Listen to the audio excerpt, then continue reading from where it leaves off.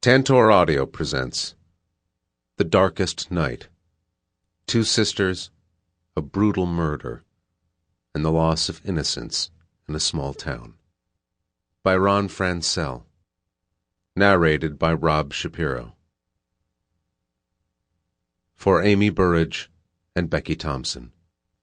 I remember you on this bridge, staring down into the void. But it can't be a real memory. I wasn't here. More like a belief, the faded ghost of something I never actually witnessed, a still life reappearing through layers of other memories painted over it. It's part of me, just deep down. Real, just out of focus. And as I stand here tonight, 30 years later, I animate the whole heartbreaking movie, frame by frame, through a time-warped lens. I have the unnerving sensation for a newspaperman that I am hoping beyond hope to see what nobody saw, to watch a nightmare somebody else dreamed, to hear words unspoken, to walk paths journeyed only in another heart, to recall what almost nobody remembers.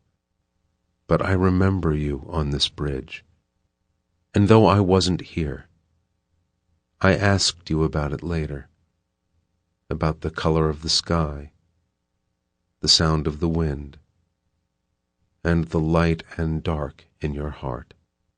Now the time is all mixed up for me.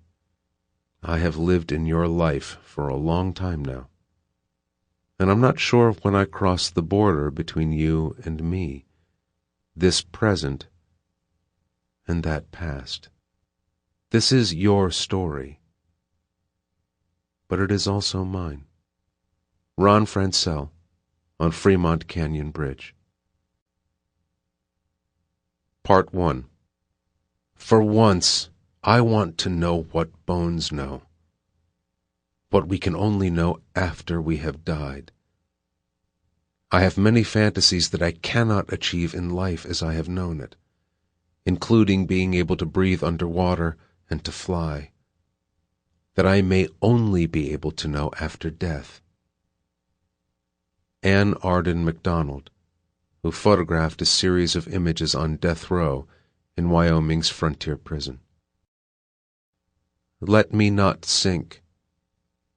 Let me be delivered from them that hate me, and out of the deep waters. Let not the water flood overflow me, neither let the deep swallow me up, and let not the pit shut her mouth upon me. Psalm chapter 69, verses 14 and 15. Chapter 1. Dark End of the Sky. September 25, 1973. The cold and the dark and the fear of death kept her awake, praying for first light, for another morning. Just one. The long plunge into the black river had crippled her somehow. Her legs didn't work. Maybe when she'd hit the rocks. Even at 18, she'd never had a broken bone, but she now believed her legs were broken. They protruded from her frozen hips, useless and thick with pain. They hadn't let her put her panties and brassiere back on, just her light sweater and jeans. When they dumped her off the bridge into the infinite darkness, she slammed hard into a stone ledge, but not the bottom. Her long, lithe body caromed off the wall and spiraled down again. Seconds that seemed like forever, not knowing what was below. Then she hit the water, in the eye of a liquid detonation that embraced her rather than vaporized her. Her body plunged deep into the river, like a knife through soft flesh. Her lungs smoldered, and water filled her sinuses and mouth, crashed against her eardrums, and trickled into her lungs. She wanted to scream, to exhale, to inhale, to know she was alive. But in the water down there in the dark, half blinded already by the beating she'd suffered before the fall, she couldn't know the way to the surface. She sank farther, but there was no bottom. Then she stopped. She clawed against the water with her hands, unable to make her legs obey. The weight of water pulled her down, and she fought against it so hard her pants slipped off her useless legs. She felt she might be 100, 1,000 feet below the surface, and her lungs would burst before she found air. But she clawed at it, raged against it. When she burst through the placid surface of the deep river, the night air swept into and over her. It was near freezing, but still warmer than the water, and felt like her mother's hand on her face. "It's all right, baby. Breathe. Breathe." But her mother wasn't there. She was alive. She managed to paddle to the rocky granite slabs beside the river, where they formed not a soft shore, but an insurmountable curb. Dragging her deadened legs out of the black water into the black night, she wormed across the sharp stones, naked below the waist, beaten and bruised, in shock. What blood remained in her kept her heart beating and served only the most primitive part of her brain, where survival came before all else. She grasped for purchase among the river stones, and a water rat skittered across her arm. She stifled a shriek, but she worried more about the two men who might be waiting above than any other vermin below. The autumn wind swirled in the bottom of the canyon, trapped like she was, chilling her naked skin. Silent. Stones carved her flesh as she dragged herself towards softer, flatter earth. She collapsed in a clump of river brush rooted in the loose talus between two boulders, protected from the churning wind, from the Wyoming temperatures that fell abruptly after midnight, from the view of anyone who might come looking for her, even in the dark. She folded herself into her stone womb, pulling her dead legs against her body with her hands until she was balled tightly in a fetal position. She draped her long brown hair across them, then covered herself with uprooted bushes, and waited. Don't fall asleep. Her mind flashed out some ancient wisdom of warm-blooded humans in desperately cold climates. I won't wake up. Fall asleep and die. Then she heard the voices from the lip of the canyon, more than 100 feet above. Two men talking and laughing. It was them, she knew. All was black. Even if her left eye hadn't been swollen shut and throbbing, she couldn't see her own hand in front of her face, and they would not be able to see her. But she knew they were there, and they were trying to see her. She made herself smaller and wished she were invisible, part of the earth itself, unseeable. While it was dark, she was as close to invisible as she could be. But at dawn, would they still be up there, watching? Don't fall asleep. As the analgesic shock trickled away, pain seeped through her like some poisonous liquid. Her hips pulsed and oozed with a deep-down ache, and her stunned heart pumped pain into the rest of her. She wanted to cry, but dared not, for fear of them hearing. The more it hurt, the more she wanted to slip into unconsciousness, but not to die. To be freed from the unknowable pain that was slowly saturating her, from the fear and from the thought that her little sister might be there, within a few feet. Maybe alive, maybe a corpse. I love you, Becky.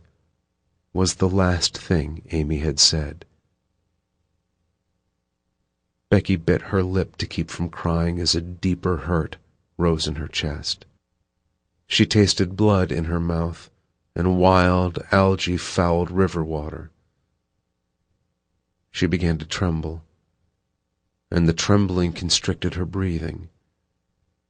She tried to pray, but she'd never done it much, and she didn't know what to ask for. Her mind just played and replayed the endless loop of what had happened, and what might happen still. Only stars shone. The slivered moon kept low to the horizon, never appearing in the open gash above the canyon.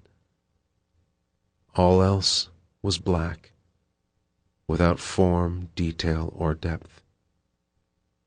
Just black. Suddenly, high above, headlights reflected off the steel buttresses of the bridge as a car passed over it. Were they leaving? Was it some other peculiar traveler out here in the middle of the night? Was it a trick to get her to reveal herself, or were they satisfied she was dead? She couldn't know. No matter. Dawn was a few hours away. She'd wait for the first light. Maybe she'd gather enough energy to find a way out. First light. Just don't fall asleep. First light. As if she had not been betrayed enough, the heavens deceived Becky, too. First light was an illusion. Fremont Canyon is as narrow and profound as a grave, and in the hours before dawn, deep inside the slow green guts of the gorge, the night sky is as black as the inside of a coffin lid. To look up from its depths is to glimpse infinity through the slender, claustrophobic frame of towering canyon walls. At night, when a full moon is directly overhead, the gorge is illuminated in eerie blue, like a box full of moonlight. In winter, when the sun slants in from its lowest point in the sky, light might only hit the bottom for a few minutes every day. But long before sunrise in the heart of Wyoming's autumn, false dawn appears. False dawn is not the first vestige of morning twilight, a glow that precedes the sunrise.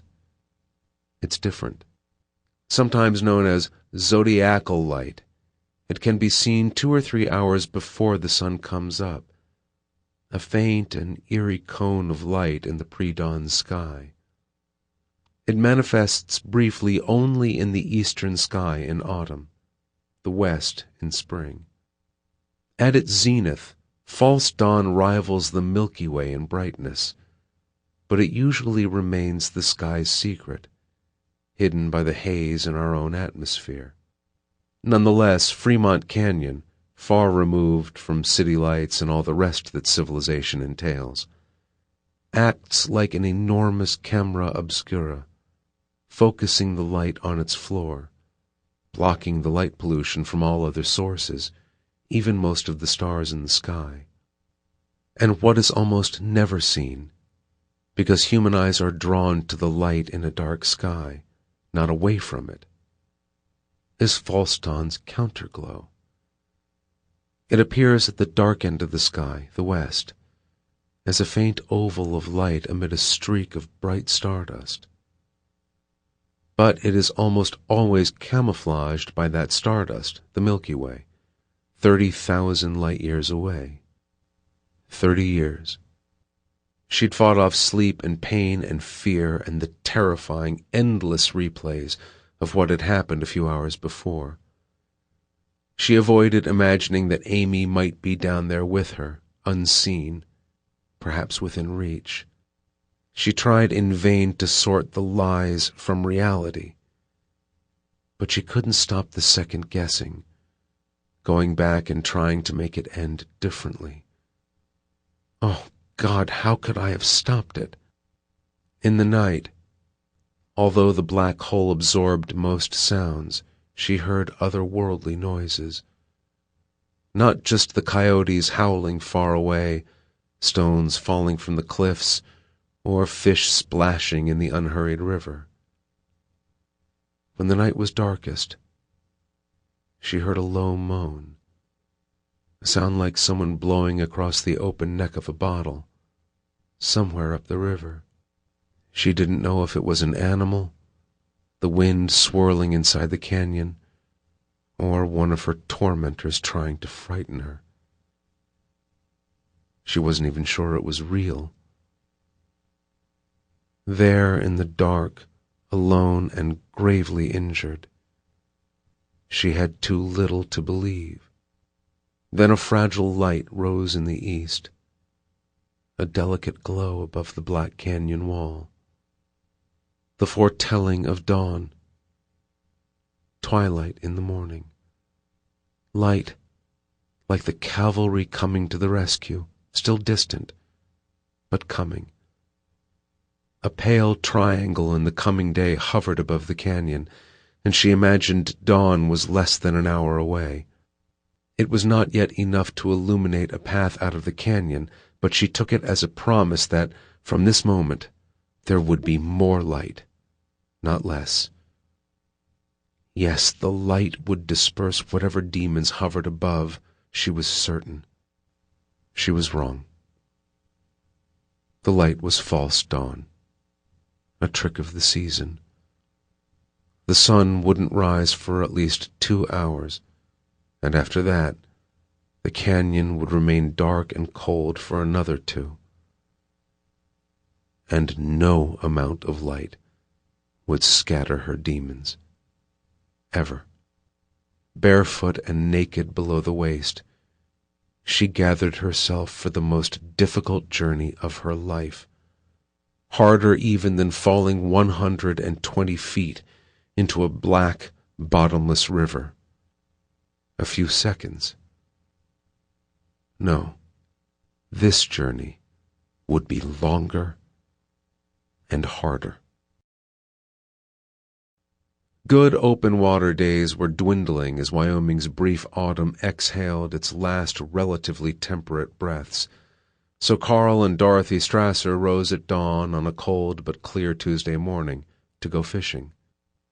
It wasn't the elderly couple's habit to escape their quiet life in town on a weekday, but they had the day off, and as the days grew shorter for them and for the season, they stole such moments to be together in the open air.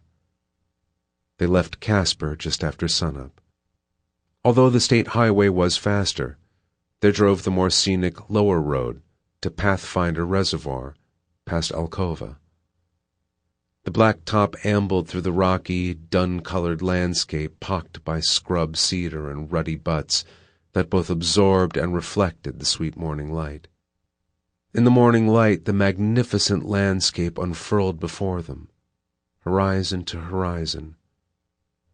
The deceptive emptiness contained a kind of beauty that was both alluring and vicious.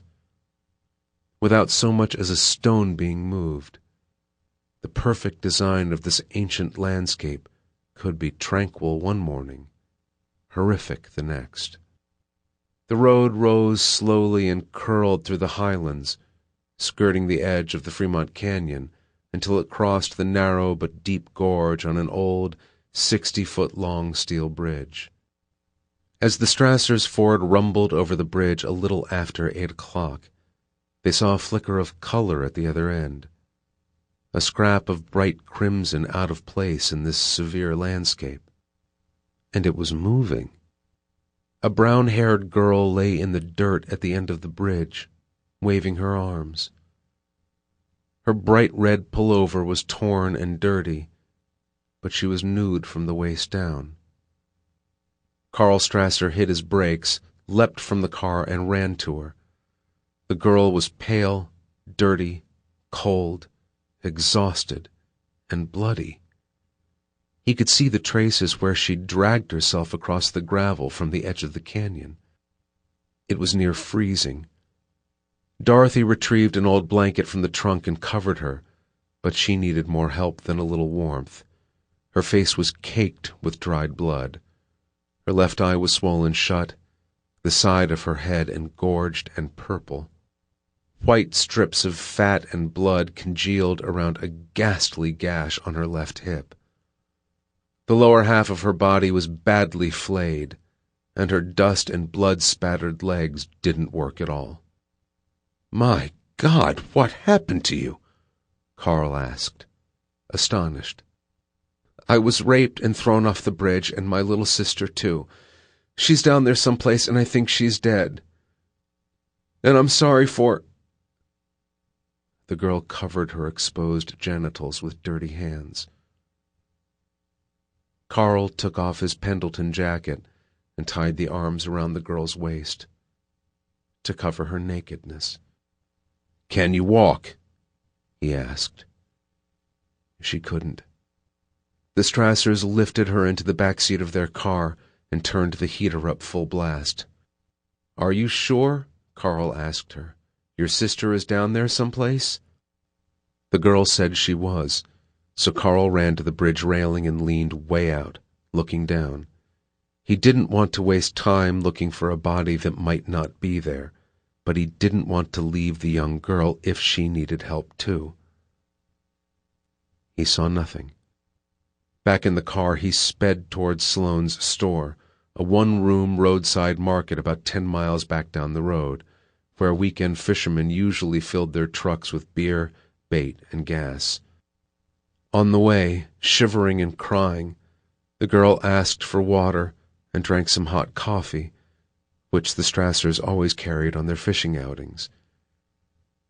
She told them more of the story, details about the abduction, the rape, and plunge from the bridge.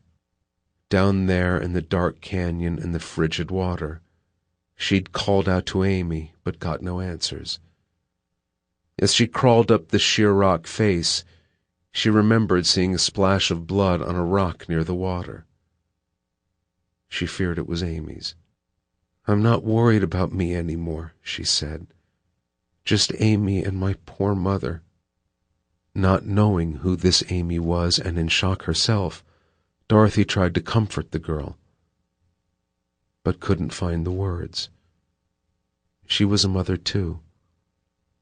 From the front seat she caressed the young girl's tangled brown hair and tried to keep her warm. At the store, Carl ran inside to call the sheriff's office while Dorothy tended to the injured girl in the Ford.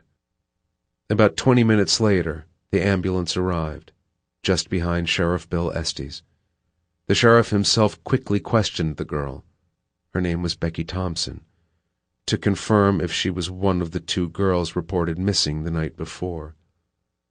While paramedics prepared her for the 30-mile ride back to town, she repeated her story. Then Becky turned angry.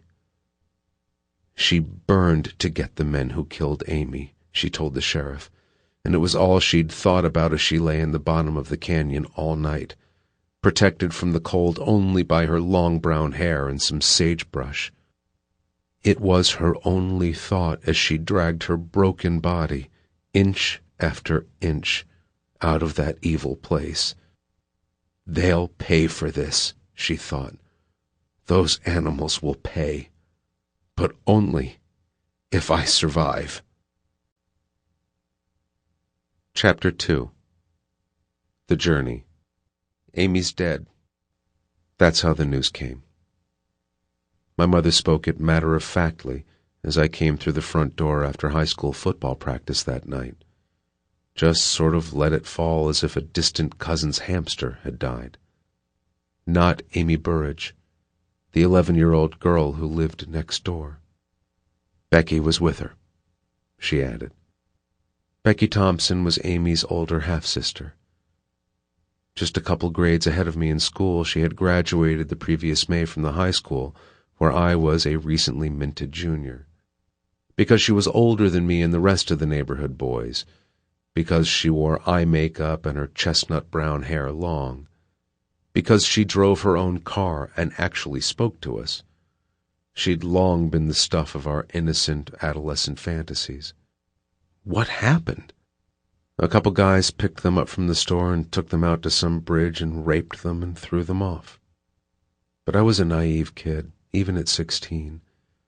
I hadn't yet defined for myself the act of rape, much less murder. To be honest, I wasn't exactly clear on the concept of rape. But I didn't want my mother to explain it to me. Sex of any kind was uncharted territory for me. After that day, it was different. "What about Becky?" I asked. I'd seen her earlier that day in her driveway before school. She'd waved. "She's hurt bad. She's in the hospital. But she knew the guys or something, and I guess they arrested them today. That's all I heard." The news had come to her just as it had come to me, in lowered voices. Other parents at my little brother's junior high football game were talking about it in the bleachers. Undoubtedly, they huddled together with their meager assortment of facts, embellished them to suit their personal purposes, and fanned the grass fire of rumor. That's how news spread in a small town, in whispers. It was the autumn of 1973. We were growing up in a close-knit neighborhood on the far southern edge of Casper, Wyoming, a modest little cow and oil town on the brink of the Great Plains, unaware of what lurked in plain sight. I didn't know death. I didn't know evil. The war in Vietnam seethed for most of my childhood, but our wars were fought in dirt forts with plastic soldiers.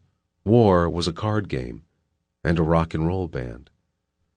Boys a few years older than us, boys who had once attended our grade school, were fighting and dying in Vietnam.